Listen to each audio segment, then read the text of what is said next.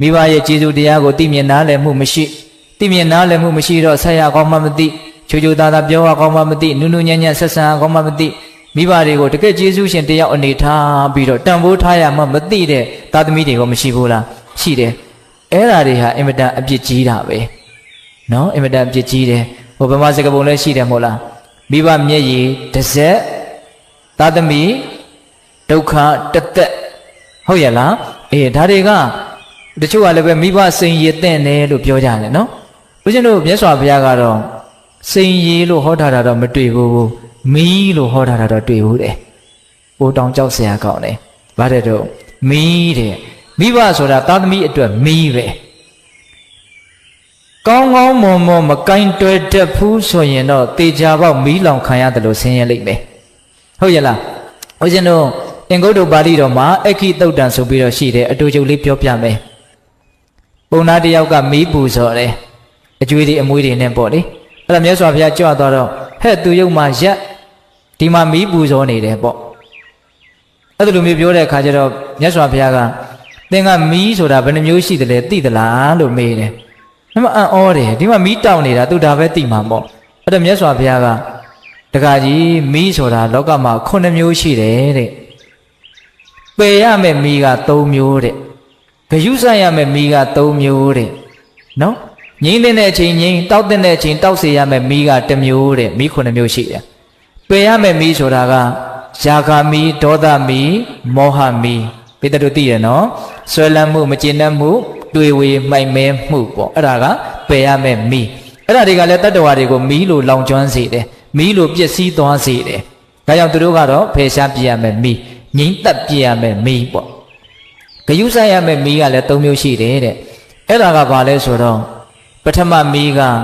မိဘဆိုတဲ့မီးပဲတဲ့မိဘဟာမိဘဟုတ်ရဲ့လားဒီမိဘကိုမယုံမသိပြောမယ်မိဘကိုမလိမ္မစားဆက်ဆံမယ်ဆိုရင်ကိုယ့်ဘောသိကောင်းထားတဲ့လူတယောက်ကိုဆက်ဆံတဲ့နေရာမှာဂယုဆိုင်ရမယ်တာမန်လူတွေပေါ်မှာဆက်ဆံတာနဲ့တူလို့မရဘူးတာမန်လူထားတဲ့မေတ္တာစေတနာမျိုးအဲ့ဒီလူကကိုယ့်ကိုထားတာမျိုးမဟုတ်ဘူးမိဘကကိုယ့်ကိုထားတာကတာမန်လူထားတဲ့စေတနာမေတ္တာမျိုးဟုတ်သလားအဲ့တော့တာမန်လူပေါ်မှာဆက်ဆံတဲ့လူမျိုးဆက်ဆံလို့ကတော့ဘယ်လိုနည်းနဲ့မှမရနိုင်ဘူးဒါသဘာဝကြကြစဉ်းစားကြည့်တာနော်ဒါကြောင့်မိဘကိုကောင်းကောင်းမွန်မွန်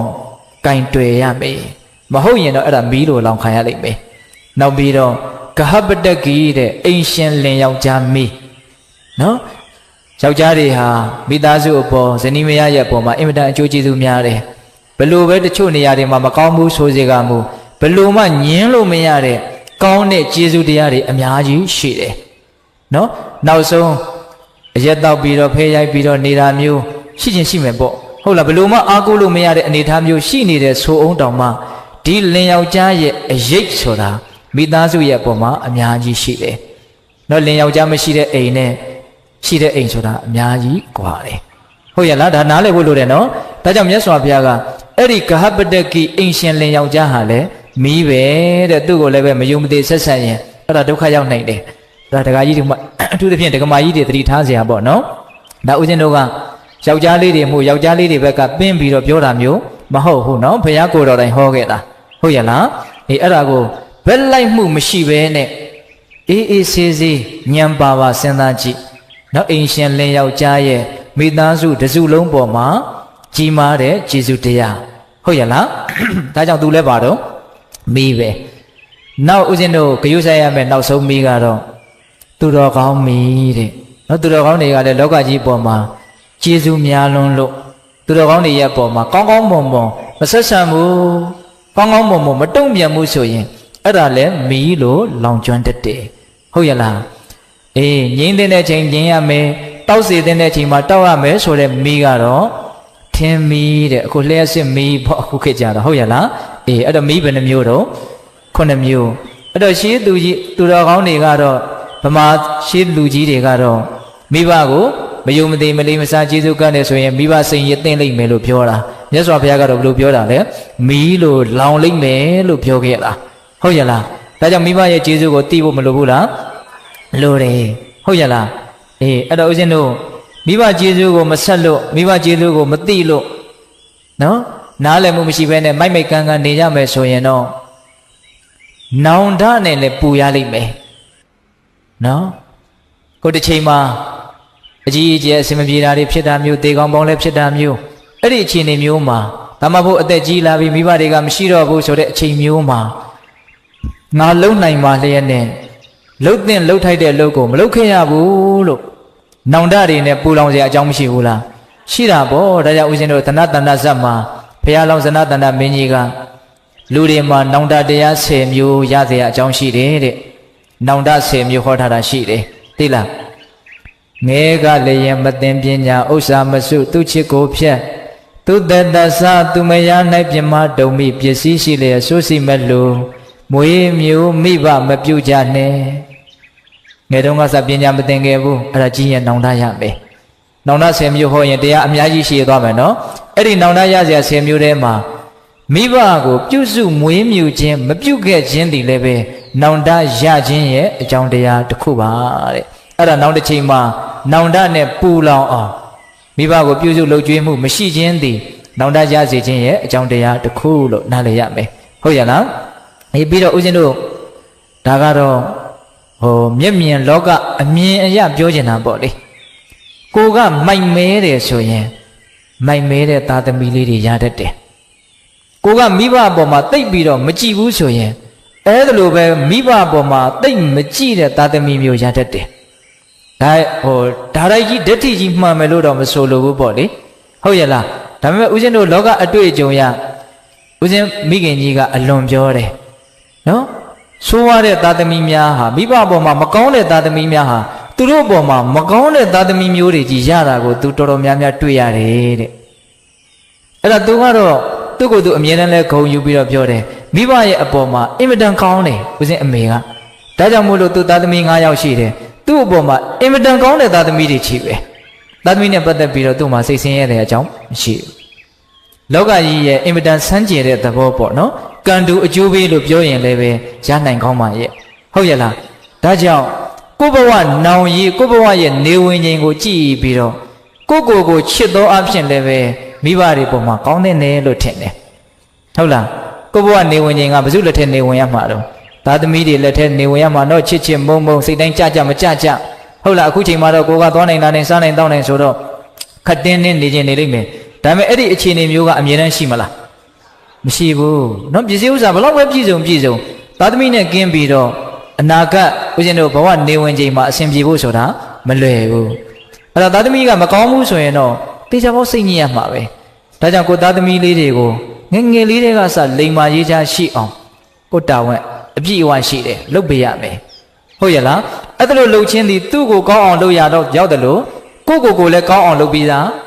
မရောက်ဘူးလားရောက်တယ်ဟုတ်ရလား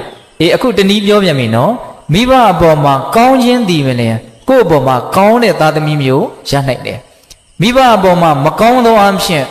ကိုယ့်အပေါ်မှာမကောင်းတဲ့သားသမီးတွေလည်းရတတ်တယ်ဦးဇင်းကဒါလေးကိုပြောတော့ဇတ်တော်လေးတစ်ပုဒ်ကိုအမှတ်ရတယ်သိလားဇတ်တော်လေးတစ်ပုဒ်ပြောပြခြင်းနဲ့ဏိကုံးကျုပ်နော်ဘာပြောခြင်းလဲဆိုတော့သားဖ2ယောက်ရှိတယ်သားဖ2ယောက်ရှိတယ်ဖေကြီးကသားကိုအင်မတန်ချစ်တယ်အဲ့ဒါနဲ့ငါသားမင်းအိမ်အောင်ပြုတော့အဖေကိုပြုစုလုပ်ကြွေးအောင်မယ်အိမ်အောင်ပြုသေးဘူးပေါ့အဲ့လိုပြောတဲ့အခါကျတော့မရဘူးဖေကြီးကဇွတ်တခါတည်းရွာထဲကအမျိုးသမီးတစ်ယောက်နဲ့သူ့သားကိုပေးစားတယ်အဲ့တော့အိမ်အောင်ကြသွားရောနောက်တော့သူတဖြည်းဖြည်းနဲ့ကြီးလာတဲ့အခါကျတော့ဒီအဖိုးကြီးကိုချွေးမကမကြည်ပြူတော့ဘူးမကြည်ပြူတဲ့အခါကျတော့ဒီယောက်ျားကိုအမြဲတမ်းသူကတိုက်တယ်ပေါ့ဖေကြီးနဲ့သားရဲ့ကြားအောင်အဲ့လိုပြောပါများတော့သင်္ကုတ်တောင်တိုက်ပါများရင်နေသေးတာကိုဟုတ်ရလားအဲ့ဒီတော့ဘာဖြစ်တုံဆိုတော့ဖေးပေါ်မှာသားကလည်းအမြင်မကြည်တော့အဲ့ဒါလိုနဲ့နေလာရင်းနဲ့သူတို့မှသားလေးတစ်ယောက်မွေးလာတယ်အဲ့ဒီသားလေးကလည်းနည်းနည်းတဖြည်းဖြည်းနဲ့ကြီးလာတဲ့အရွယ်ရောက်လာတယ်ပေါ့နော်9နှစ်သား10နှစ်သားလေးအရွယ်ရောက်လာတယ်အဲ့ဒီအချိန်မှာပဲအကြီးကျယ်ပေါက်ကွဲရတယ်မိမဖြစ်တဲ့လူကရှင့်ဖေကိုအသေးသက်ရင်တတ်မတတ်ရင်ကျမဒီအင်အားဆင်းမယ်ဒါမျိုးဖြစ်လာတယ်အဲ့ဒါနဲ့သားကလည်းဘယ်လောက်ထိမိုက်တုံဆိုတော့ကဲအဲ့လိုဆိုရင်ငါအဖေကိုတတ်မယ်ဆိုရင်ဘယ်လိုတတ်ရမလို့တင်းချန်ကုန်းခေါ်သွားတဲ့တောထဲကိုခေါ်သွားတဲ့ဖေကြီးကလည်းပဲအိုကြီးဆိုဘာမှမလုပ်နိုင်တော့ဘူးအဲ့ဒါတွင်းတူးပြီးတော့အဲ့ဒီတွင်းထဲကိုထည့်ပြီးတော့ပေါက်ပြားနဲ့သာတခါတည်းထုသက်ပြီးတော့မြုပ်ထားခဲ့လို့အဲ့တိုင်ခိုင်းတာအဲ့ဒါနဲ့သားဖြစ်တဲ့လူကကောင်းပြီဆိုပြီးတော့ဖေကြီးကိုလှဲပေါ်တင်ပြီးတော့တင်းချန်ကိုခေါ်တယ် အဲ့မှာသားပေါက်စာလေးကသူတို့သားလေးကအဖေနဲ့အမေနဲ့ကဒီသူ့အဖိုးကိုတတ်မယ်လို့တိုင်မင်းနေတာကိုသူကနားထောင်ပြီးချောင်းပြီးတော့နားထောင်တော့ကြားတယ်အဲ့ဒါနဲ့အဲ့ဒီသားလေးကပညာရှိတယ်ဉာဏ်ရှိတယ်ဒီတိုင်းဆိုရင်တော့ငါအဖေဟာအဖေတတ်တဲ့ကံကြီးထိုက်ပြီးတော့အကြီးအကျယ်ဒုက္ခရောက်မှာပဲမဖြစ်စေရဘူးငါတားဆီးမယ်ဒါပေမဲ့ဒီတိုင်းငါတားရင်တော့ငါအားနဲ့လည်းရမှာမဟုတ်အဲ့အကြောင်းဥပေတမီနဲ့ငါတားမယ်ဆိုပြီးတော့အဖေကျုပ်လည်းလိုက်မယ်ဘယ်လို့မှတားလို့မရဘူးအဲ့ဒါလှဲပေါ်သူကလိုက်သွားတယ်အဲ့ကလေးကအဲ့ဒါဒီယောက်ျားကဒီသားကလည်းကောင်းပြီဆိုသူ့သားကိုခေါ်ပြီးတော့ဟိုမြေဖို့သားဖ3ယောက်ပေါ့လေသွားကြတာအဲ့ဒါနဲ့ဖေကြီးမြင်ပါဆိုလို့ဖေကြီးကိုလှဲပေါ်တင်လှဲချွတ်ပြီးတော့တခါတည်းတွင်းကြီးတူးတယ်တွင်းတူးတဲ့အခါကျတော့သားကမေးတယ်အဖေဒီတွင်းကဘာလို့မလို့တော့ဖို့ငါအဖေကိုမြုပ်မလို့ကွာအဲ့လိုပြောတဲ့အခါကျတော့ဖေကတူးရတာမပြီးသေးတော့မောပြီးတော့နားတဲ့အချိန်မှာသားကအဲ့ဒီပေါက်ပြားယူပြီးတော့ဟိုးနားလေးမှာခက်လန်းလန်းမှာတခါသားကလည်းအတင်းတူးတယ်တွေ့တူးတဲ့အခါကျတော့ငါသားမင်းဘာလို့မလို့အဲ့တွင်တူးတာတော့ကျွန်တော်လည်းအဖေလမ်းစဉ်လိုက်ရမယ်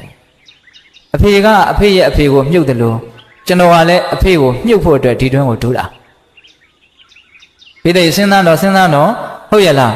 ဘာလဲသူ့အဖေမြုပ်ဖို့သူကတူးတယ်လို့သူ့သားကလည်းသူ့ကိုမြုပ်ဖို့တွင်တူးတာအဲ့ဒီချိန်မှာသူတော်တော်လန့်သွားခမင်းဘာတွေပြောတာတော့ပေါ့ဟုတ်တယ်လေခမရလည်းခမရအဖေကိုခမရမှုတ်ကျုပ်လည်းကျုပ်အဖေကိုကျုပ်မြုပ်အဲ့လိုပြောတော့မှသူတော်တော်ထိတ်လန့်သွားတယ်ငါသားဒါမလုပ်ကောင်းဘူးခမရအဲ့လိုပြောသလားပေါ့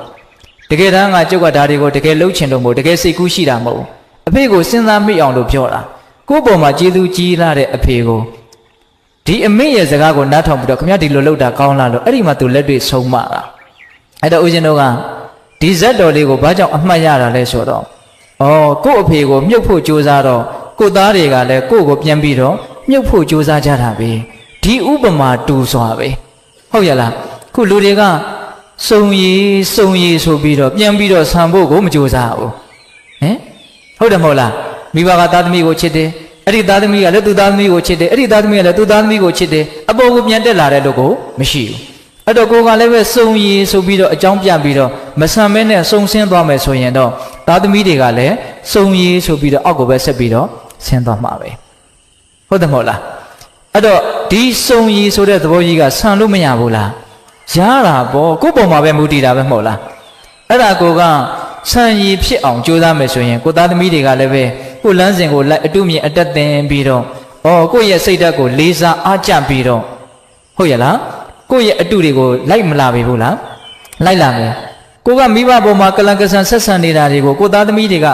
မမြင်မဲနေမလားဘလို့မှလေးစားမှာမဟုတ်လားအဲ့တော့သူတို့အလှည့်ကြရင်လည်းကိုယ့်ကိုဘာလုပ်လိုက်မယ်တော့ကလန်ကဆန်ဆက်ဆံမှာပဲပိတ္တတို့စဉ်းစားတော့